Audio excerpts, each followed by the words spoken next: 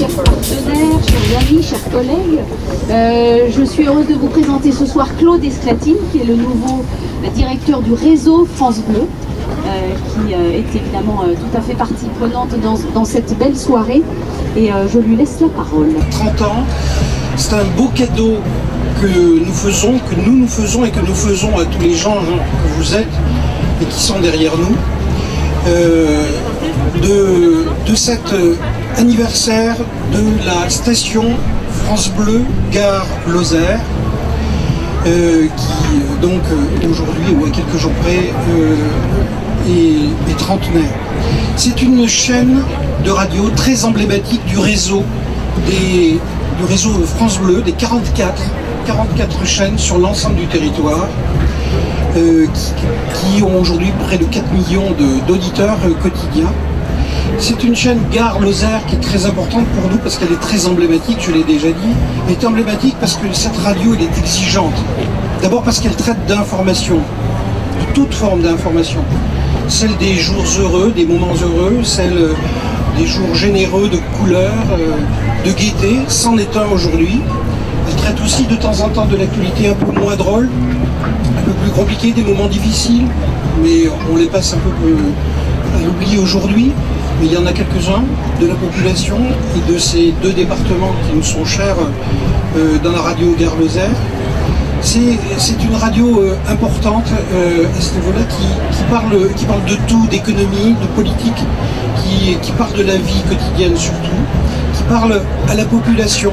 C'est une radio généreuse, populaire, colorée, je l'ai déjà dit, et qui a une dimension musicale très importante. Alors aujourd'hui, un grand concert est organisé. C'est un concert offert à la population. C'est important pour nous, j'insiste sur le mot offert parce que c'est une forme de générosité qui traduit la ligne de France Bleu à l'échelle nationale. C'est un grand événement pour nous. Aujourd'hui, ce concert va être diffusé sur beaucoup de chaînes. C'est ce moment important que nous voulions vous faire partager. Je dis d'une manière générale que je crois qu'il y a près de 14 000 personnes qui vont venir nous rejoindre ce soir. C'est un trait d'union formidable parmi tous les gens de la population du Gard, de la Lozère, qui fait à Nîmes la première station, la première chaîne écoutée par les Nîmois.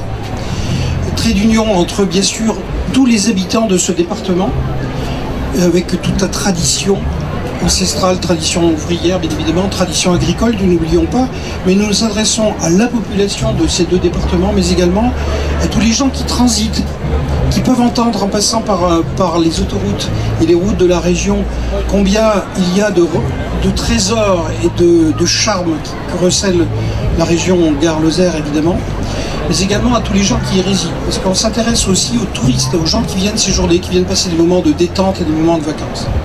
Voilà un peu la vocation fondamentale de France Bleu que je me félicite aujourd'hui de visiter. C'est le premier déplacement que j'effectue au nom du réseau et au nom de Radio France.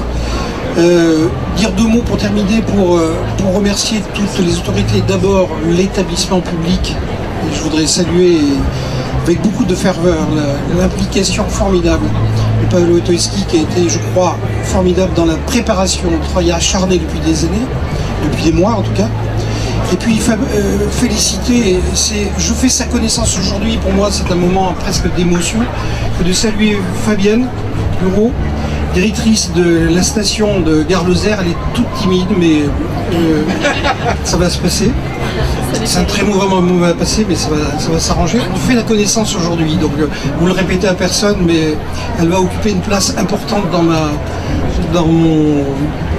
pour moi, quoi, d'une manière générale, parce que ça va être le premier contact. Et elle a fait un travail formidable, je le sais, ses équipes aussi autour d'elle, à Nîmes et un peu partout.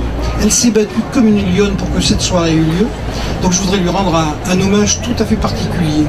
Je voudrais associer à cet hommage aussi l'équipe complète de Sud-Méditerranée de France Bleu. Les 5 stations qui sont ici représentées, et puis son directeur, son délégué régional qui est ici à mes côtés, qui s'appelle Eric Navarro, qui est aussi un garçon tout à fait formidable et qui a joué un rôle important. Mais Fabienne restera, vous le répéterez à personne, mais restera quelqu'un d'important pour moi, pour les mois à venir. Monsieur le préfet, pardonnez-moi ce moment d'émotion, mais c'est le jour qui veut ça. Alors le dernier mot, c'est pour dire la fête va être très belle, j'en suis sûr ce soir, parce que le plateau est formidable. On est très fiers à France Bleu de vous apporter ici dans le Gard, ici au pont du Gard. Ça y est, je suis lâché par le micro. Je suis lâché par la technique. Nous sommes très fiers d'apporter un petit bout de la scène française, de vous offrir Yannick Noah, de vous offrir Christophe Mahé, je vais oublier Ben en plus. Et puis on m'a même dit il y a quelques instants qu'il y aurait même une surprise. Mais on n'a pas voulu me dire laquelle, donc je suis frustré. Si vous avez un tuyau à me le donner, vous me le donnerez tout à l'heure. Je ne sais pas qui c'est la surprise. En tout cas, la soirée s'annonce très belle, le temps est avec nous, regardez comment le ciel s'est dégagé.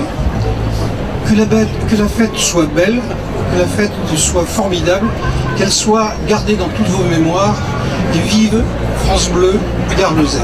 Alors 30 ans pour une radio du réseau France Bleu, c'est l'âge de la maturité, celui de la confiance tissée avec les auditeurs dont vous faites partie, si nombreux, si exigeants, si fidèles aussi, et on a vu si inventifs ces jours derniers pour venir décrocher les places et se les refiler les uns les autres, voilà, pour venir et être avec nous ce soir au pied du pont du Gard.